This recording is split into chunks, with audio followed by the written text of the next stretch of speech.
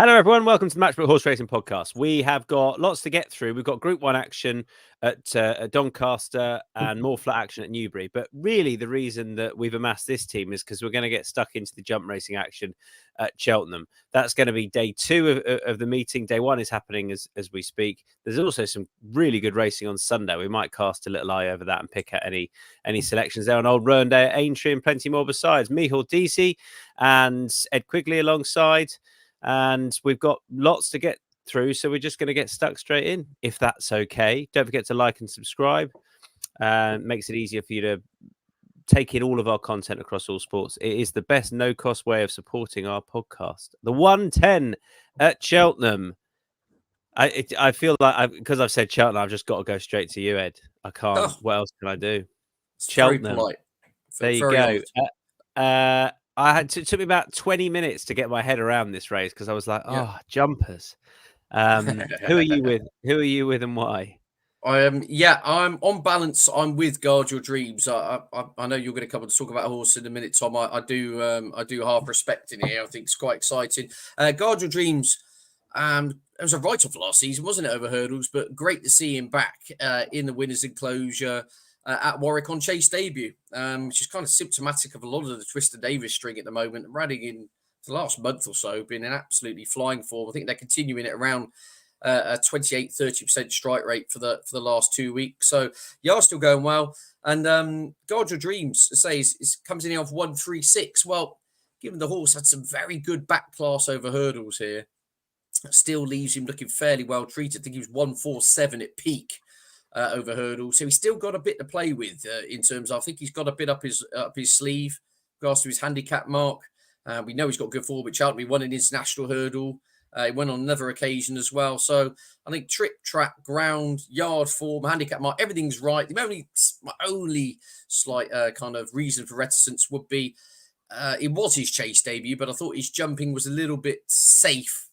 In the early stages at Warwick. Now, Warwick is a pretty slick jumping test, but he was a little bit fiddly. He was a little bit thinking about it, but he did, to his credit, warm to his task. When the chips were down, I thought he winged the last 2 in excellent style. So he won't be able to afford to be that cautious early on in this big field round Cheltenham. I think he'll find himself having too much to make up. But that aside, if he can get into a nice rhythm early, well, he's clearly well handicapped on his hurdling form, and I think he is the solid play. The horse that you mentioned that I'm going to put up is Marv Micheál for Henry de Bromhead. I thought, looked really good when winning on Chase debut last time. He's a 6-year-old. He should be pretty upwardly mobile in this sphere. I guess there's not much between he and Guard Your Dreams in the market, and I guess getting £8 from Guard Your Dreams, that makes sense. We sort of know that Guard Your Dreams on his hurdles form is well treated, as you say, but I just felt Marv Micheál is, Guard Your Dreams achieves a lot over hurdles. Is he going to be as good a chaser? We'll see. Whereas Marv Micheál is the sort of horse who should be able to leave his hurdles form well behind and kick on as a chaser. I was impressed with what he did last time, and it's not a massively confident shout, but there's still some win place money around for him around about 7.0. What did I put him? He was 7.0. So he's the one I'd select, but I could have had 3 or 4 of them on side, to be honest. But Marv Micheál for me, DC. Yeah, I'm just looking at one maybe a bit of a bigger price. Nicky Henderson's horse, Will Carver. He is 9 rising 10, but he's very unexposed. This is only his 3rd chase start. He's had plenty of problems, but when he's good, he's very good. If you look back at his wins, he's won 4 times over rules, and it's been 8 lengths, 9 lengths, 13 lengths, and 12 lengths. So when he's good, he's very good. I know he's top weight here off 137, but I'd argue that he could probably be a bit higher rated. He finished 3rd last time when he absolutely clouted the second last. He was beaten by Risking the Ground. That just completely ended his run. But Risking the Ground, he was giving him over a stone that day. Now he's only giving him £4 today. So Risking the Ground has improved since then. Will Carver's been given a little break, given a little bit of wind surgery. I think that there could be a bit of juice in his price, although he's one of those syndicate horses that has thousands of owners. So if they get involved, his price could collapse fairly fast. But he's 10.0. I'd have a little win place betting him. 3 different shouts in the Cheltenham Open and the 145 at Cheltenham. That's the order we're doing at Cheltenham. Then we'll do Doncaster and Newbury if we've got any there. 145 at Cheltenham is the 3 mile novices hurdle. It's a Class 2 contest, a decent little race with Mill Force bang at the top of it. And then you've got Intense Approach. I don't know if I was going to side with one, it would be the one you're with, Ed. But Micheál and I are sitting it out. So take it away, Ed. Yeah, I'm just Intense Approach. John McConnell, Harry Cobden booked to ride again. Obviously, the Yard have got a good record in this race. They've won it twice in the last 5 years. And I just think this horse wants a trip. Every kind of visual clue we've seen on the track is suggesting he wants a trip. Down Patrick over 2.6. All he did was he ran through the line really strongly. Again at Kelso over 2.5. So I was a bit baffled the fact they came back down in distance at Chepstow last time out. I suppose it was the Persian War, so they probably thought this is a big pot. Let's give it a go. In that Grade 2 event, cut out a lot of the running, but just look when the kind of taps were turned on in the closing stages. Just looked the one pace I thought, and kind of rallied and then ran on again to the line. I just think he looks like an out and out 4 miler. To put it politely, and I just think he'll be ridden positively once again over this distance. Harry Cobden on, and I'm just not convinced by the claims of a few of the others in here, and I just think this is the perfect race for him. 3 miles, decent ground. I think he'll outstay them. Young progressive horses, hopefully in that. Incidentally, talking of those types of horses, our to follow podcast is out. So keep an eye out for that. We recorded it earlier on in the week, and it's out there, and hopefully it'll stand the test of time, which certainly the couple we did last year did. So have a look out for our Jumpers to Follow podcast, which is out there. The 220 at Cheltenham is a handicap chase over 3 miles and 1. Broadway Boy is the one atop the betting from Senior Chief and some scope and plenty more in there. I'll kick off because I have gone with Broadway Boy. Ed's touched upon the form of the Yard. I mean, this in seasons gone by has often been the time to support them. That seems to be, back to the norm this season, very much so. He's a horse that likes it here. I was a bit disappointed with the back end of his season. But then, the last of them was in a top level race. He's obviously progressed nicely last year, but he's only £1 higher than that success at the December meeting. And I don't know, just a return to this track should see him to best effect. There'll be other bits of pace on. I'm worried about some scope. I think, he's a horse that was in my tracker at this sort of time last year. He's had a couple of successes. So, I think if they go really hard, he'll be suited. But ultimately, I thought this is the time to catch Broadway Boy, to be honest. Back at this track, goes really well fresh. Yard a bang on song, and 4.33 I thought was fair enough. Deasy. Yeah, I was very close to Broadway Boy as well, but again, I'm just looking at something with a bigger price. I'm going to take a chat, and this is incredibly ground dependent. We were talking about the ground before we started the pod here. Ed thinks it should be heavy ground, but it's good ground at the moment. And the one I've gone for is Chasing Fire, Ollie Murphy's horse. I think he was obviously a very good hurdler, and there was plenty of talk from him in the Supreme, but he does not like soft ground at all. He needs good ground. I think Ollie came out and said that in the stable tour during the week, and he's looked much better as a chaser, I think, than a hurdler. I think his jumping, particularly last day at Perth in April, I thought was very good. I thought his jumping won in the race. He's in here now with a nice weight. He's running off 140. I think there's a bit of progression, and they've always thought he was a very good horse. Again, he's a double figure price here. If the ground is in his favour, he goes well fresh as well. I just think that there's plenty of upside to him, so I'm going to stick with him at about 12.0 win place. Long shot.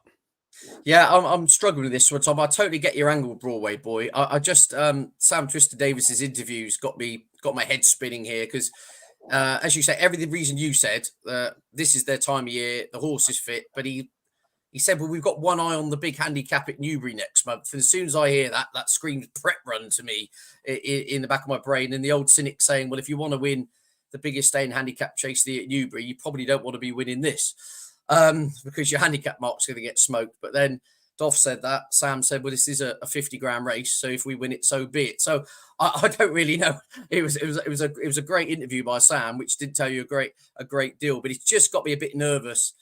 They've got one eye on Newbury next month. And so I've gone for Does He Know, who I can't imagine is going to be lined up or being planned for anything else. Now, I know he's got a shoulder top weight here, but he's got a phenomenal record at Presby Park. 4 times he's come back in a winner's enclosure from 7 visits to Cheltenham.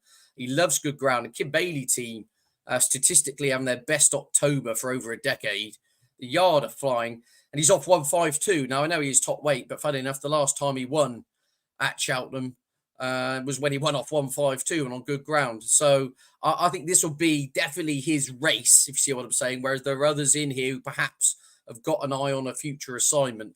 And so with that in mind, I am with a horse that said 4 times winner at the track. That can't be taken away from him. And he's a big old price. So Broadway Boy is the horse who's going to really annoy me when he wins by 18 lengths. But I'm just going to, on value grounds and with future targets of mine, I'm going to side with Kim Bailey's runner. I think that is a worry for what you've said. Like, it has to be. Like you know, that race, which is now the Coral Gold Cup, that's the one that they always say is hard to win without a run. But he's going to get in off his mark easy, and it's not an early closer, is it? It's not, and it's not entered in that yet. So he'll get a hike. So yeah, I think that's I don't know. No, that's definitely it's a 50 grand race, and they win this and then run off top weight. So be it, I suppose. So I don't know. The modus operandi. Yeah, it's tempered my enthusiasm somewhat, definitely, because if you hear that, you go, but yeah. Bit of money, yeah, exactly. This is it's a 100 grand race, this, isn't it? You get 50 grand for winning. That's what I meant. Yeah, exactly. So what? Yeah, sorry, we're gonna kick on. Going off a tangent, but I suppose you're getting 140 for winning at Newbury anyway, right? Enthusiasm tempered. 255 is the per temps qualifier. Remember that they've changed slightly here this year. So first 4 still qualify, but the winner is guaranteed a run at Cheltenham. Don't know if that changed. I've got a theory on this, but anyway, DC, back to you. Yeah, this is the usual tough puzzle that they all are. I was initially going to put up Al Gasparo, but what put me off him is that Keith Donoghue is riding Beacon Edge instead of riding for Gavin Cromwell. Now, maybe they're putting up Denny Mullins because they'll send him out the front and he'll try and make all, and Denny's good at that kind of thing around the track. But I'm playing it safe and going with proven campaign or this kind of thing is Gold Road for Twiston Davises. We've talked about them a lot there now, and they are in good form. He's just rock solid at this track, in this kind of race.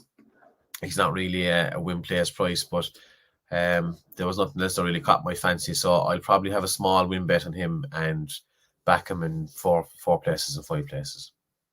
Welcome everyone that's watching along, particularly Tom and Trevor having a good old chat. Tom says the biggest mistake you can make is believing jockey or trainer quotes, take them with a handful of salt. I know what you mean. I do, but when it's about a favourite, I think there's something in it, but I totally also appreciate that. I've been put away a good few times on those sorts of fronts and been steered in the wrong direction. Welcome along, everyone. Keep your comments coming in. Who do you like, Ed, in the per temps qualifier? I can see the angle for Gal Road. For that, the Nigel Twiston Davey show, we should be calling this, shouldn't we, really? But yeah, I'm going to roll the dice here with the one at the bottom, Hardy Boy. I think it's fascinating. Running from out the weights for the Ben Pauling team, Ben Jones on board. Interesting, Ben's not found someone to claim to help negate the fact the horse is out of the weights. And so figures, he's got it all to do. However, I think he's got absolutely everything in his favour. This big field, strong pace. He's a quirky sort, as we saw last time out when he kind of down tools when he hit the front of Utoxeter. He's probably from the family of Archibald. You're going to have to deliver him late, but I think everything is in favour for him. And I almost think it probably is a bit of an afterthought, something we haven't touched upon here. You've got the horses with the bigger profiles returning off long layoffs. You've got race fit horses from the summer jumps. I imagine when this race was kind of being mooted, they thought, well, the ground would have gone for him. There was no chance that they'll go for it. Ground's officially good. Suddenly they've got a chance to qualify for the festival here with everything in his favour. He's fairly unexposed over this trip as well. He's only had the 3 starts at 3 miles, and the market raising absolutely sluiced home. Ben Paulding team going well. I think he'd be ridden patiently to pick off rivals. He's got race fitness on his side. I wouldn't be shocked if he hit the frame. So Hardy Boy in the win and place markets. I was very close to Hardy Boy. The reason being that I want to pick a horse that's rated lowly. Obviously, first four qualify, which is better than it used to be when the horses were smuggled into sixth. But and look, I know this is early season, so the Pertims is a long way away. But the last three winners of this, I think, have been rated in the 120s. Honest Vic was rated much higher, sure. But then you've got others in behind there who were rated in the 120s in the last 10 years. I think that's the way to play it. And also, if you win, you can fast track yourself straight to the festival because you'll get a run, unless you're a billion miles out of the weights. For that reason, I came down on Como Park, but I was tempted by Hardy Boy as well, who's rated 126. Como Park is 127. So even winning this, you're not necessarily going to shoot into a rating to get in, but obviously winning you're in effectively. Como Park is a horse who I know he ran last time at Killarney in the race won by Seddon on the flat. He was a bit disappointing, but if you go back to the Bellistown performance, that was a step up, definitely for stepping up in trip. Stepping back up in trip, albeit in a different sphere now, I think is a plus. I guess that he has one on soft, but that seemed a career best on good ground. It's officially good water ground, so I thought that was a plus. But I appreciate there's been a lot of rain around in the areas it's telling us. But I'll stick with Como Park at the price is 17.0 win and place. I thought was very, very fair. Okay, moving on to the Marston's Holding Hurdle. Oh my God, we're all Bottler's Secret. This is obvious, isn't it? Like, well, I thought 2.0 was very fair. Like he just got cut clear on form. Gavin Cromwell targets this meeting. That Cargesi form is better than anything. And I'll take an 8-man penalty rated 143. Who's strongest? Speak. You've summed it up beautifully, Tom. Yeah. I did a tissue for this for the price. I had him 4-7. As you say, what's wrong with him? Yeah, I suppose the only thing I can think of is its seasonal reappearance. Give Me 5, who is officially the second best horse in the field, is fit from the flat. But then, I mean, I still think that's probably straw clutching. Give Me 5 was beaten 15 lengths when they met at Fairyhouse. Gets £8, but as you say, would be getting more than £8 if they were meeting in handicaps. I think Bot the Secret, unless I'm missing something, I think he's perfectly fair at the prices. You want to add anything, Deasy? You don't have to. Should we kick on? No, drive on. Fine. Tom says, how come David Bass isn't riding for Kim Bailey anymore? Was he sacked? He went freelance in the summer, and I guess that's how it stayed. So he wanted more rides, and Kim was a bit quieter last year, I think. But, he's hit the ground running here. But, yeah, that's I don't think there was an official sacking. He's just gone freelance. There you go. Yeah, it happens. Are we done with Cheltenham? Yeah. Right. Donny. Go on, Dees. Take us through your two. Then I've got three, but I haven't got my head around where they are. So off you go, Micheál, Deasy, in the 240 first of all at Doncaster. First one is Seaplane in the Futurity Stakes. Mainly that, he won by 4 lengths. A couple of weeks ago, Newmarket in soft ground, very soft ground. They said they were going to aim in this. I think he's 13.0. I think there's probably too big a price. I know that there's good horses there at the top of the market, but I think there's definitely some value there, and I could see him hitting the frame at the very least. Now we have the dead 8, so I would wait now till closer to the time before backing anything. But if the 8 line up and you're still getting 13.0 on him, have a little win place bet. If not, just have a small little win bet and hope for the best. The other one then is one I had a big fancy for a couple of weeks ago, and he was pulled out because of the ground, and this could happen again now. But I think Promethean he was due to run in York, but I thought he was. I think he's extremely well handicapped. He was absolutely smashed off the boards as well for that. I think he was something like 3.0 in from 6s. So just keep an eye on him. If he actually lines up, I thought soft ground would suit him, but it must have been too soft at York altogether. If it is heavy at Doncaster, he mightn't run. But keep an eye on him. He ran a great race there behind Grey Cuban, coming from miles back, absolutely miles back. Missed the start as well. It was just there was an awful lot to like about the run. yeah, I think there's definitely something there if he runs. So just keep an eye on meet him in the 3:15. But again, don't place your bets until close to the race. I've got a few going up at Donny. They are. I'll just go in race card order. The 1:30. I've got to have a bit on Shadow Army because I've sort of followed him all year. But the key is he's been gelded now. When he won at York, he looked a 2-year-old to keep on side. He was subsequently picked up by Wathnan Racing. They don't miss normally, but they have missed with this horse. But they've tried Cheap Beasts, they've tried Advisor, and now they've tried taking something off, and they've gelded the horse. He's definitely got talent, and I thought he was far too big a price at 17.0 last night. I just checked what he is now. 17.0. He's outside of the bunch. On ratings, he's probably achieved more than all bar two of these. But he's been a bit disappointing. But sometimes gelding can be the making of horses. So definitely want Shadow Army on side. Win and place. Aberama Gold in the 205. That's the race he won last year. He is way lower here. There've been signs that he's been coming back to form, and I'd imagine they've had their mind on coming back for something like this. It's 25 grand to the winner, and the ground should be good. I think it's going to be soft ground, which is absolutely fine. They've got a good bit of pace in and around him.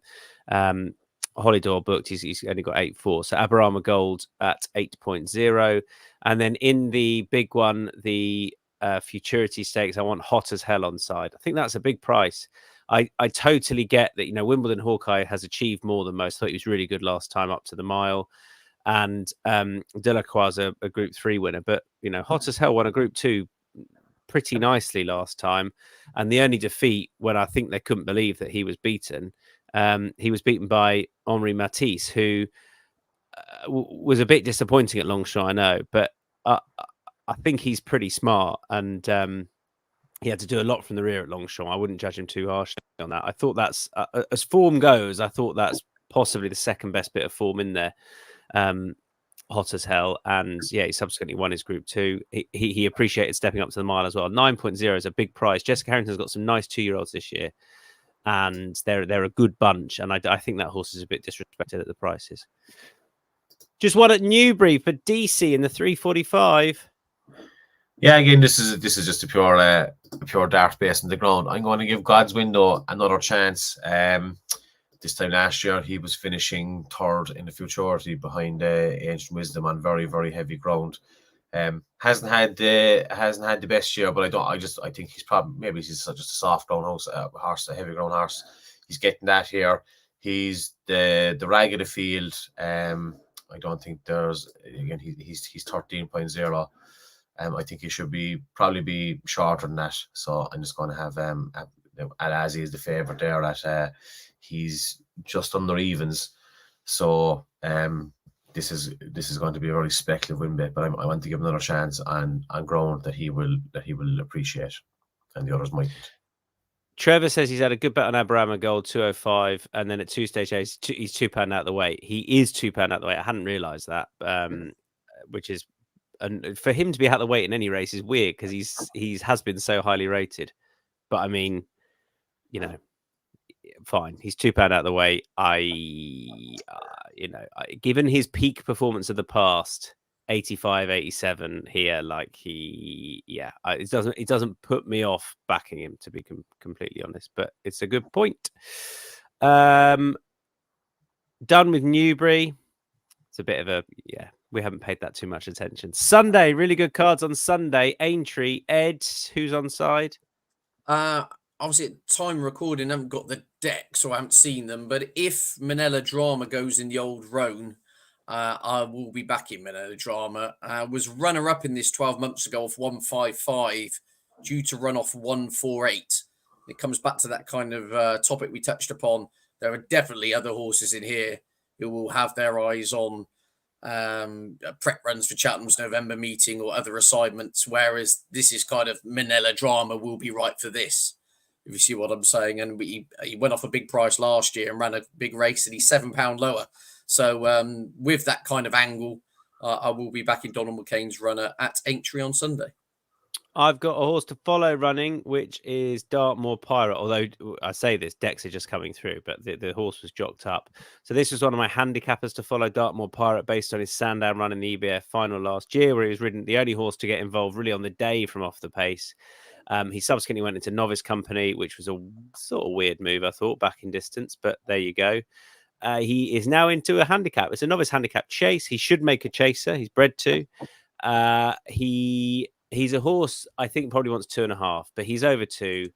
I don't think he's going to be that well found in the market, and I think he's very well handicapped. Dartmoor Pirate. A word of caution is that it could just be it's his first run, and he could be a horse for 2.5 miles further down the line. But I will have a bit on because I'll feel like an idiot as a horse to follow if I don't. And I thought he was worth flagging up. Matchbook 0 long shot.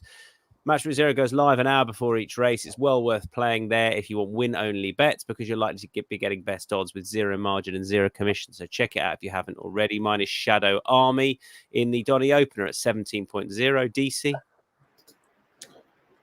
Who do I have it down? Oh, yeah. Seaplane in the Futurity Stakes at Doncaster. And Ed? Does he know 13.0 to chin Broadway Boy on the line in the 220 at Cheltenham? And best bets. And we have got different races for you. So you can have a nice little treble or a Trixie if you want. There you go. Mine's Hot as Hell in the Futurity. DC? Mine is Chasing Fire in the 220 Cheltenham. And the one that we all want to win because he's the Team Steam, Ed. Yeah, Team Steam, Bottler Secret. I think he should be much shorter, so I will get involved at 2.0. Tom's back in Colonel Harry in the Old Rowan, 11.0, win and place. Good luck.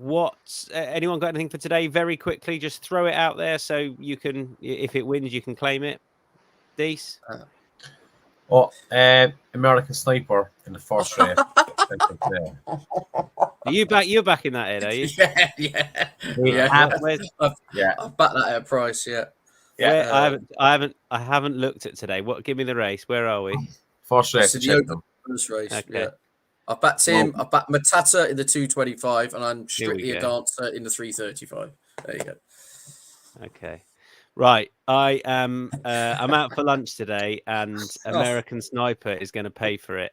He's a massive price, lads. Right, yeah, exactly. 29.0. David Pipe, Jack Tudor. Lunch is on you. Thank you very much. Cheers, guys.